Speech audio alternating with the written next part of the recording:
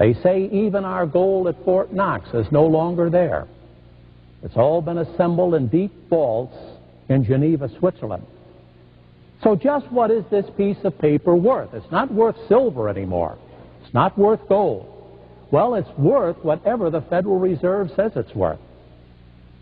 By printing more of them, as they did during the presidency of Jimmy Carter, they decreased its value. The more dollars there were, the less each was worth. Or they can print less of them.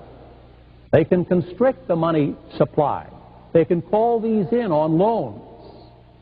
And then they can cause a depression.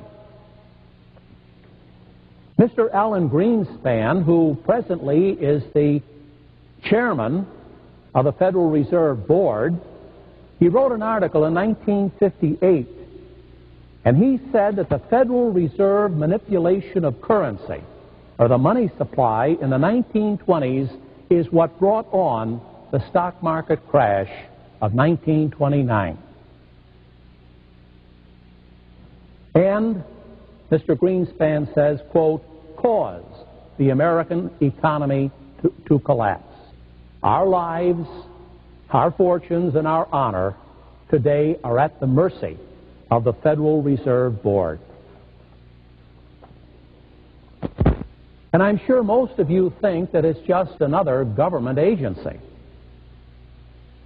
The Federal Reserve System is no more a part of our federal government than is Federal Express, the overnight package delivery people, or the federal dry cleaners. The Federal Reserve System is a private corporation owned by private individuals. It is a secret corporation. It is so secret, it is the only corporation in America that does not have to publish the names of its principal stockholders. Every other business corporation in our country has to have on file a list of its principal stockholders that are open to public inspection. The only private corporation that doesn't have to do this is the Federal Reserve System. So we don't even know who owns it. It's the most secret, mysterious corporation in America. And it's probably owned by the international bankers, by the Rothschilds and the Warburgs and the other international bankers, to whom we American taxpayers owe the national debt. You know, sometimes the press will tell us, well, don't worry about the national debt, we owe it to ourselves. Well, if we owe that national debt to ourselves, why do we have to pay $100 billion a year in interest on it? So that national debt is owned by international bankers. And this is how the Antichrist will gain control of the world. Now, every corporation in America is open to audit by the federal government. In 1978, a congressman introduced a law in Congress to audit the Federal Reserve. It's never been audited. But he wanted to find out what they're doing with all our money and why they've imposed this tremendous debt on the American people. By the time that law got through Congress and was passed, it said just the opposite. The Federal Reserve may not be audited. That tells you the control the Federal Reserve has over our Congress. That it can take a law introduced by a congressman and make it come through exactly opposite to what was intended. Though the Federal Reserve System is part of that great deception of which St. Paul spoke in his letter to the Thessalonians. In other words, it's a central bank that controls all the other banks in our country. And did you know that a central bank is the third plank of the Communist Manifesto, written by Karl Marx in 1848, nearly 150 years ago? If you have never read the Communist Manifesto, I would urge you to go to a large public library and get a copy. You're in for the shock of your life. The first plank of the Communist Manifesto is a federal income tax. Karl Marx was the first one to propose a federal income tax on all wage earners in a country. The second plank is to substitute paper money for real money of gold and silver. Everything that Karl Marx laid down for the economic enslavement of a nation is already in place right here in America,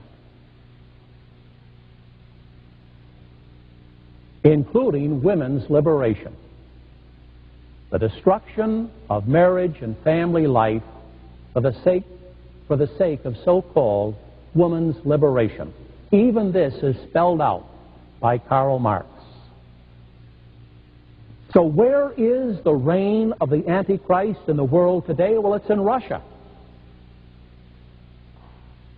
where you have the economic enslavement of an entire people. It's in China, where these people are nothing but slave laborers for the Communist Party. The reign of the Antichrist is in Cambodia,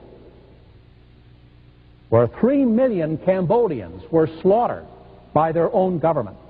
It's in Vietnam, it's in Laos, it's in Poland, Czechoslovakia, Yugoslavia, and right here in the United States.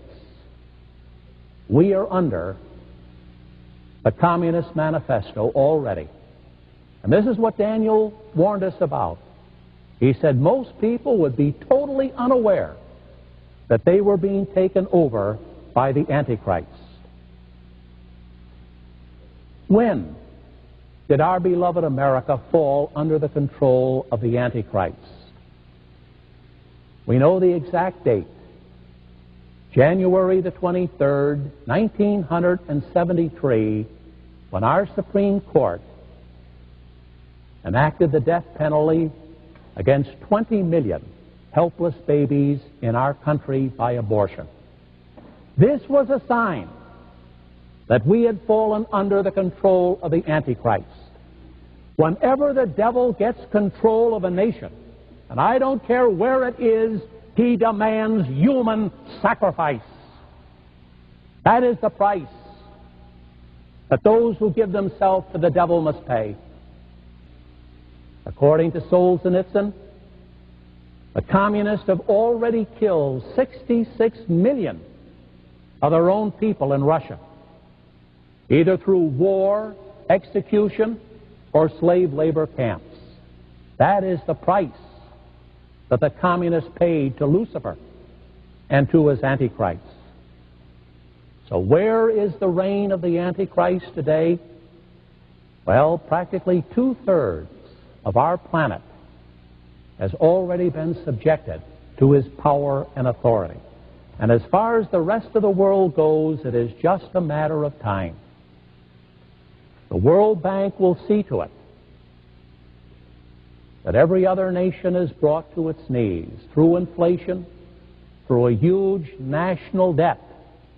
Everybody will be enslaved to this World Bank, whose chief executive is the Antichrist. The Bible and tradition also warn us that the agents of the Antichrist will infiltrate the Catholic Church and will take over its visible structures. I'm afraid this is what we are seeing today, not only in America, but throughout the world.